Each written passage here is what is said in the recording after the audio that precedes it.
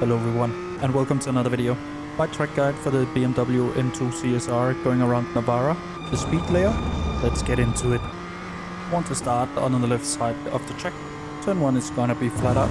I leave a bit of room between me and the curb of turn 1, and pretty much just after turn 1, we need to brake. My marker is where the white line starts to widen. Here I aim for about 60% brake pressure, and we'll be losing off the pressure all the way to the curb of turn 3. Because we have to see turn 2 and turn 3 as one corner. When we start to turn in for turn 2, then we want to ease off the brake to make sure we don't overload the front tire. Once the car is straight again, we can apply a little bit more brake. Just make sure you track out for the outside curb of turn 3 to help open up that corner. Then I get up on the inside curb of turn 3. Once at that curb, I apply the throttle again, easing it in because it's easy to lose the rear here. And we can use the curb here on the outside. Then we want to track out to the mid of the track before turning in for turn 4, which is flat out. You can see I cut it a bit much here and lost the rear. For turn 5, keep one set of wheels here on the green part. I brake about half a car before the white line starts to widen. Quick initial hit of about 60%, going into a trail braking action. I want to make sure I get close into the curb, and here I'm able to use just a little bit of throttle at about mid-corner. Then we want to let the car track out again, and then we have to brake when we get to the green part here. When I get to that, then I go to about 35% brake pressure, pretty much keeping that until I turn in for the corner. And I keep letting the car tracking out to the green stuff just to open up the corner that a bit more.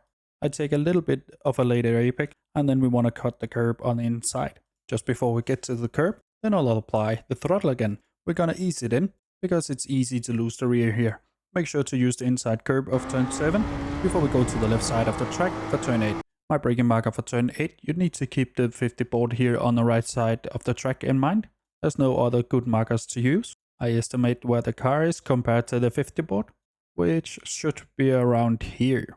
When I start to brake, I aim for 75% brake pressure, and I'm easing that off all the way to the curb on the inside. You still want to let the car drag out to the green stuff here on the left side. Just make sure to have one set of wheels on the red and white part of the curb.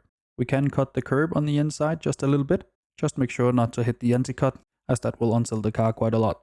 Once on the curb, I'll apply the throttle again. Here again, we're easing it in. It's really easy to lose the rear here as well. And of course, use all of this curb here.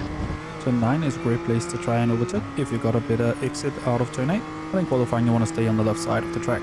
Make sure to get all the way up on the curb here on the left side. And I'll brake once I get to the red and white part of the curb. Here, I aim for about 80% brake pressure. And of course, we're slowly easing that off all the way to the curb on the inside. On this one, the curb is flat, so we can cut it, and we shall. And of course, again, once at the curb is where you want to apply the throttle again.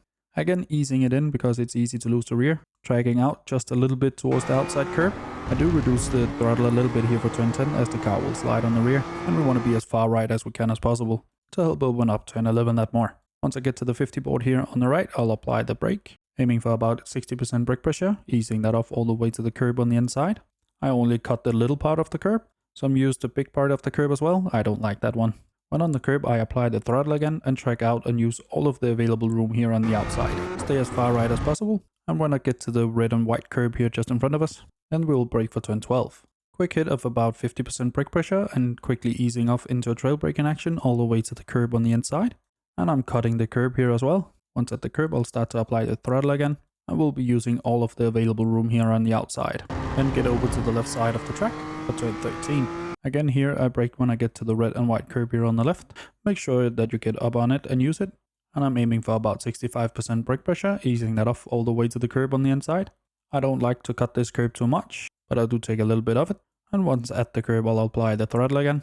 Again here, we want to ease it in to make sure we don't drift the car out of the corner. And make sure to use all of the available room on the outside. Then you want to bring the car over to the right side of the track with one set of wheels on the curb before turning in for turn 14. We want to come out just about mid-track, bring the car over to the left side of the track as quickly as we can.